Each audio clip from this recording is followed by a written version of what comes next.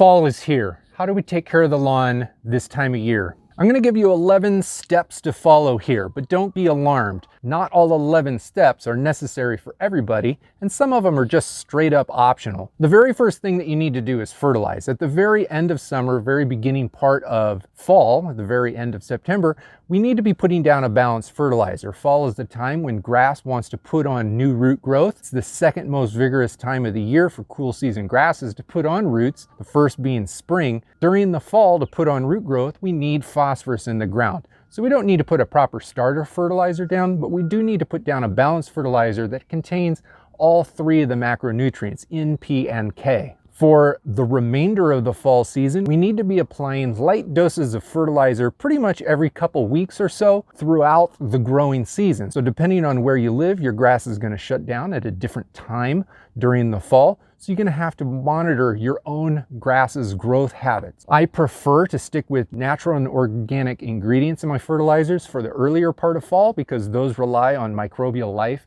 in the soil to break them down and make them plant available. They are slower release, so you are very unlikely to burn or damage your lawn. But as soil temperatures cool off later in the season, we need to switch over to urea nitrogen and eventually to synthetics if we're continuing to fertilize into November.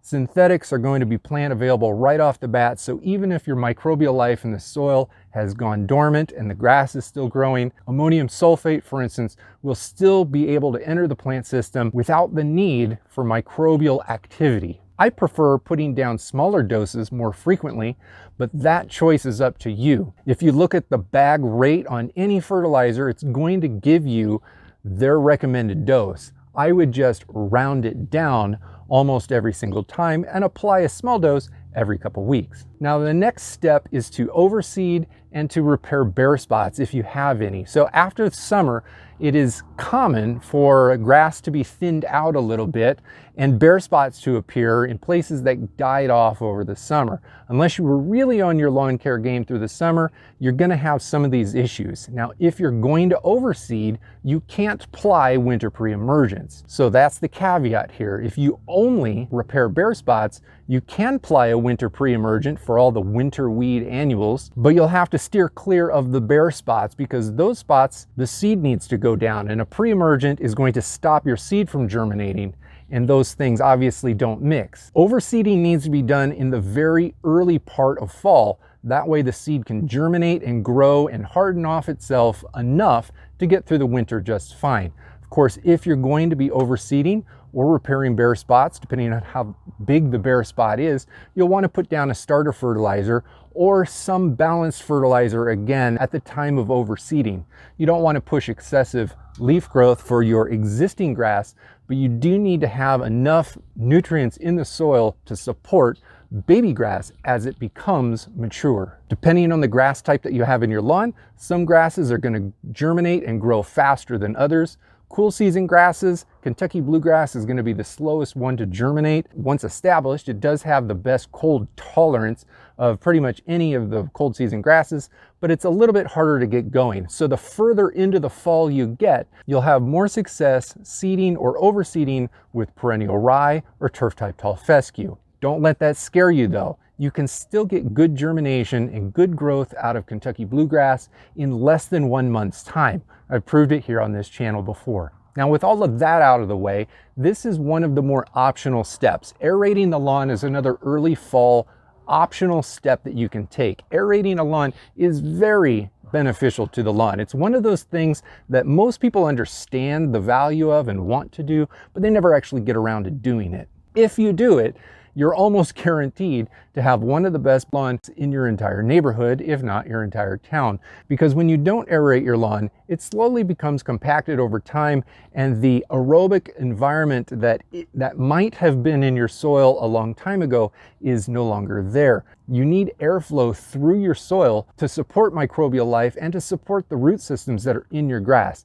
As air gets choked out of the soil, everything becomes more sluggish. By pulling cores out of your lawn, we can introduce airflow into the soil and create that aerobic environment that is totally necessary for the best of conditions. Aerating a lawn is hard and it's a little bit expensive. I personally hire it out to a local company. There's nothing that would stop you from going down to a tool rental place and renting one yourself. You could also buy these things if you're made of money. Now, if you choose to aerate your lawn, you'll want to wait till after you do your aeration to put down your weed pre-emergent for the winter annuals. The most common winter annual is probably POA. It's the annual bluegrass. Annual bluegrass doesn't appear to be nearly as bad of a problem up north because most northern cool season grass types wake up earlier in the spring, kind of around the same time that POA would.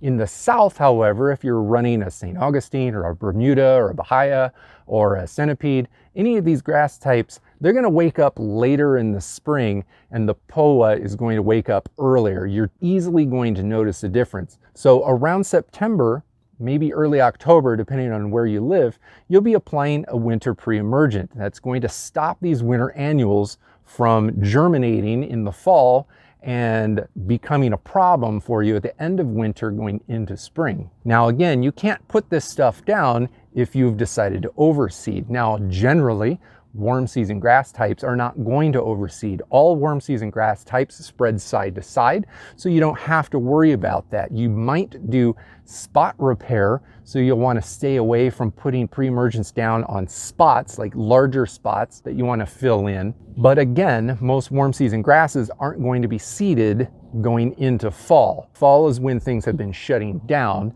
so seeding generally is going to happen in the spring to repair dead spots going into the growth period of the summer. Totally different video, totally different concept. Up north, we can seed bare spots because the soil conditions are perfect to grow grass from seed. Now, POA is not the only winter annual. There are plenty of other winter annuals. There are reasons to put down a winter pre-emergent in the fall, so that choice is up to you. I've got a link down in the description below more about this topic. Take a look at it if it interests you. Now, also in the early parts of fall, this is another great time to run a dethatcher over the lawn, whether it be a scarifier or a proper dethatcher or a power rake, whatever it is, this is the time to do it. It scrapes up all the dead debris off of the soil surface, or at least a lot of it. And this is especially handy if you're planning to do overseeding in the fall. If you're gonna overseed in the fall, we want the seed to be touching the soil. Now, if there's a lot of grass and debris that has collected on top of the soil, but it hasn't broken down and kind of turned into soil yet, then these power rakes, these dethatchers, will remove enough of it to allow for seed to soil contact. Dethatching or scarifying the lawn is particularly useful even if you're not overseeding and you're not running a bunch type grass. So for instance, if you're running a Kentucky bluegrass or a creeping red fescue or any of the warm season grasses, they all spread laterally through rhizomes and stolons. These kinds of grasses typically build up thatch layers, these fibrous layers of like root systems that break down much slower than actual leaf tissue of grass. These things can get pretty thick and dense, and eventually they can start being a hindrance to the entire turf. Especially up north with Kentucky bluegrass, the fall is a great time to do this. I would wait till the end of spring to do this for southern grass types, but up north, Kentucky bluegrass, run it in September, maybe early October, and your lawn will love you. Now, another summer lawn chore that many people just don't get around to is applying a grub preventative. Usually this is done at the end of May, throughout June, and maybe the early parts of July. But if you don't get around to preventing grubs, by the time September and October rolls around, a lot of those grubs have grown up big enough to start becoming a problem in the lawn. If you are starting to see signs of grub damage, or you suspect that you will be seeing signs of grub damage, this is the perfect time to be putting down a grub killer. Now, I don't personally put down grub killers in my lawn because they are harsher chemicals. I would rather have a dead spot in the lawn from grubs and then prevent them next year than kill them now. But that's just me. If you don't want to deal with dead spots in your lawn, then go ahead and kill them now, because I guarantee you, any grub that is in your lawn in the fall killing off patches of grass is also going to be there in the spring, killing off more patches of grass and laying more eggs. There are dedicated products to do this. Some are better than others. Down in the description below, I have a link to my website where I discuss the different products that you could use. Take a look at that if you're interested in killing the grubs now. Along the same vein, this is the perfect time to start killing weeds that are in the lawn. If you have crabgrass that has persisted through the summer, it will go to seed once temperatures drop down towards freezing or towards the frost line. You want to kill those things off now before they go to seed, because if they go to seed, you're going to have the same problem next year. Same goes for dandelions or any of the many other weeds, like the millions of weeds. Millions is a strong word. Any of the many other kinds of weeds that you have seeding, just the annual weeds that come back year after year. Some of them are perennial weeds. Dandelion technically is a perennial weed. It can live up to 10 years in the lawn. The fall is the best time to apply product to these weed systems to kill them off for good. The reason for that is the weeds know that winter is coming. They're starting to pull energy down into the root systems. They're starting to stop their growth. They're putting on their flowers. They're trying to make their seeds. And then they're pulling energy down into the root systems so that the perennials can live again next year. If we can spray them now, we can kill them before they distribute the seed and while they're pulling all of that stuff down into the roots that's going to kill them. If we attempt to kill them going into their growth period, a lot of that energy is focused up in the leaf tissue and it's not getting absorbed down into the root system. So we're not nearly as effective at killing them off in, say, for instance, the spring as we are in the fall. The fall, all that energy stays in the roots so that it can be strong through the winter. That's the perfect time to put that poison down into the roots and kill them off for good. Dandelions in particular, this is the perfect time. Whenever I see a dandelion leaf, I just spot spray it and it's not going to be there next year. There are lots of different weed killers. Some of them are not safe for all varieties of grass. Some of them are better for different times of the year and different grass types. There's a lot to go into on that topic. Again, down in the description, I have a more substantial article dedicated to this topic. If weeds are a problem in your lawn, go take a look at that link in the description below. Having said all of that, we got to do our general maintenance. We have to be on top of mowing. If we're putting fertilizer down on the lawn every couple weeks, we have to stay on top of the mowing once to twice a week. I mow my grass 2 times every single week. I never let it get overgrown. You're going to want to do the same thing. As our trees start dropping leaves, we have to be on the ball picking them up, because if we let too much tree debris land on the ground, then it becomes a much larger chore cleaning it up. And it's much easier to just not clean it up at all. And that's going to mulch the grass down, especially as winter comes. If we haven't fully cleaned up the tree debris and the leaves on the ground, they will mulch the grass down and you'll have more bare spots and more problem areas in your lawn in the spring than if you just stay on top of it now. If I mow 2 times a week with my bagger on, or if I mow 2 times a week mulching, I can go right over the leaves as they're falling and mulch them right into the lawn, and they're not going to be a big deal. If I use the bagger on the mower, it's really easy to just throw that into the compost pile or send it off to the local mulch pile at your local landfill. Around here, if I do that, they turn that into compost that the whole community can use. And I almost never have to pick up a rake if I don't want to. Along the same vein of general lawn maintenance is you have to continue watering the lawn. It's really tempting to start turning those sprinklers off or stop bringing the hose out onto the lawn in the middle of the fall because the temperatures aren't nearly as hot. We don't have nearly as much evaporation. Things, when they get wet, they stay moist for a longer time, but we still have to be watering the lawn. When we water deeply, that's how water goes down deep into the root zone. If we're just allowing Mother Nature to sprinkle every now and then the top layer, unless we're getting actual large rainstorms, we still need to be watering deep enough to get water to penetrate 3 to 4 inches into the ground. That would be ideal. Not all lawns are going to be able to do that. Highly compacted lawns that haven't been aerated, it's going to be hard to get the water to go in deep. Regardless, if you're watering your lawn all the way into November, then your lawn is not going to go dormant earlier than it's supposed to.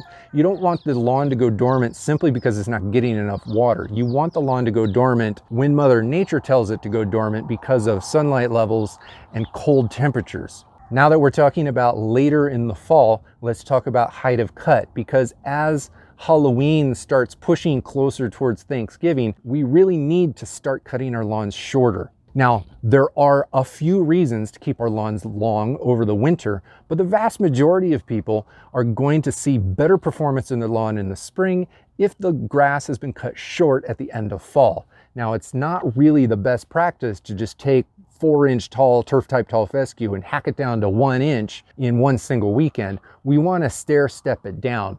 So somewhere around mid to late October, going all the way to November, every time you cut your grass, make sure to cut it just a little bit shorter than the last time, or at least a little bit more frequently so that you can stair step it down gradually. The reason we want it short going into winter is because of snow and ice compaction. This is mostly a problem for up north, obviously, because when snow and ice sits on the grass and the grass is tall and it's flopped over, this is a perfect breeding ground for fungal problems in the end of winter, the beginning parts of spring. Snow mold is a common problem. Now, it's just damage to the leaf tissue, but it still stunts your spring and slows you down out of the gate next year. If you keep your lawn short through the winter, you're going to have less problems in the fungal department. Down south, where snow and ice isn't a problem, it's still going to be a similar problem. Because your lawn is dormant for such a long period of time, you don't want tons of floppy, dead, dormant leaf blades flopping around, because it's just too easy to damage that lawn. Cut it down short, and then in the spring, you'll be in a better starting position.